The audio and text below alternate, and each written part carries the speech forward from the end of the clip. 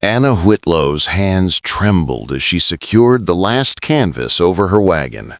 Her entire life was packed into 3 wooden crates.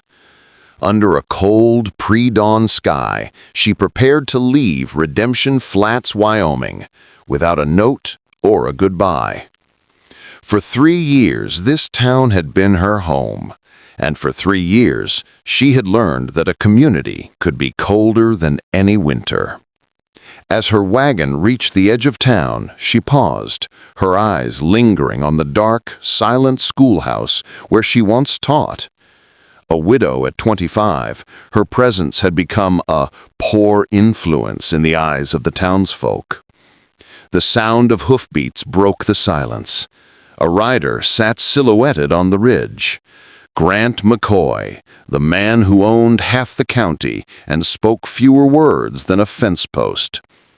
"Leave me be, Mr. McCoy," she called, her voice steadier than she felt.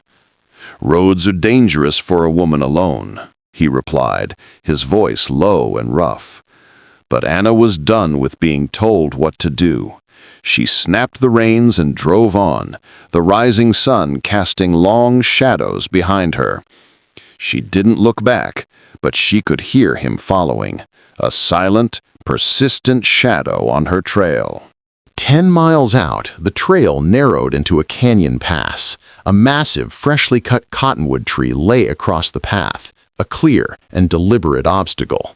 Anna's heart sank. The town didn't just want her gone, they wanted to make it difficult. Grant rode up, dismounted, and ran a gloved hand over the axe marks. "Someone doesn't want you leaving quiet," he observed. "I didn't ask for your help," Anna said. "No, ma'am, but you got it anyway." He pulled an axe from his saddle and got to work. Pride wouldn't move the tree, so Anna joined him, dragging branches aside. For the first time, she noticed his fine leather gloves and good boots, details that didn't fit a man doing ranch work.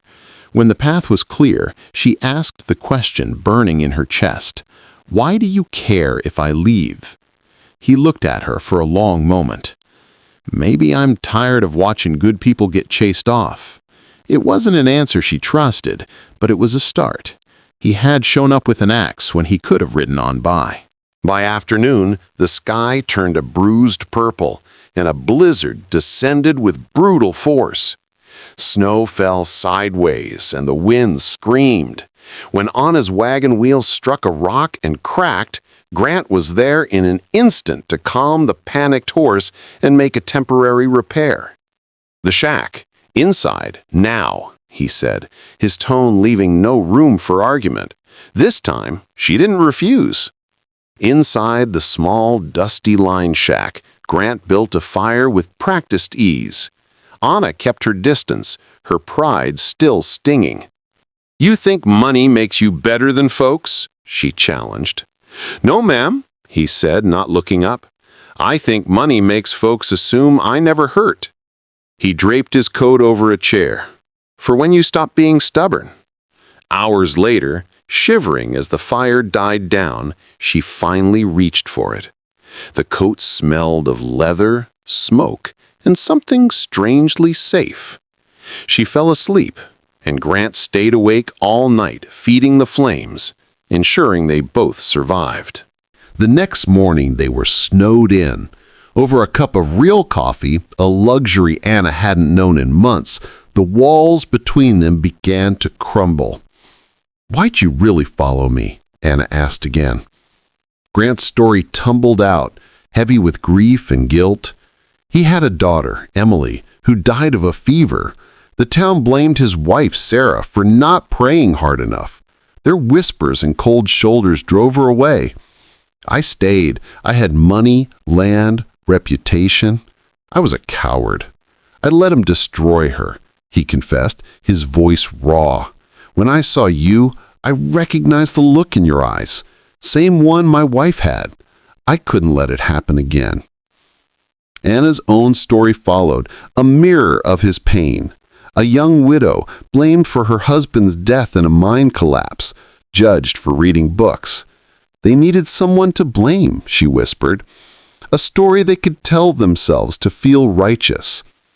"So was I," Grant said. In that cold shack, two strangers, bound by shared pain, became kin.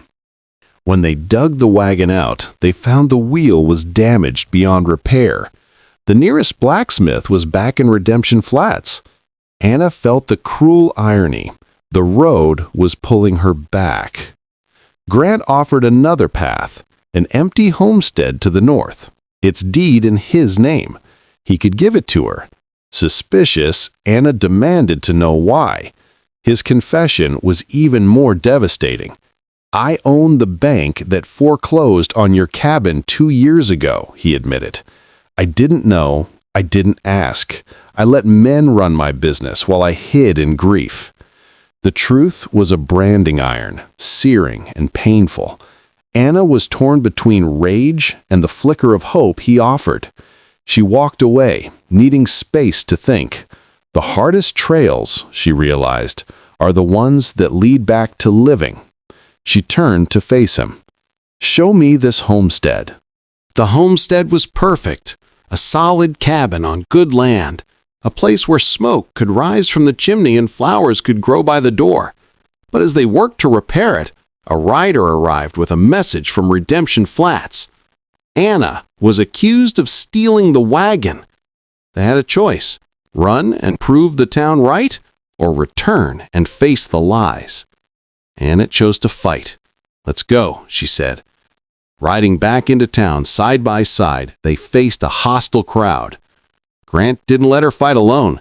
He stood before everyone and delivered a powerful confession of his own cowardice and a defense of Anna's character. "She's got more backbone than this whole street combined," he declared. Anna then stepped forward, throwing her payment for the wagon at the sheriff's feet.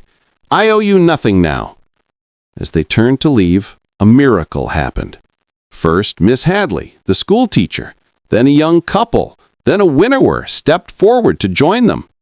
They were few, but they were enough. 1 month later, a new community was blooming at the homestead.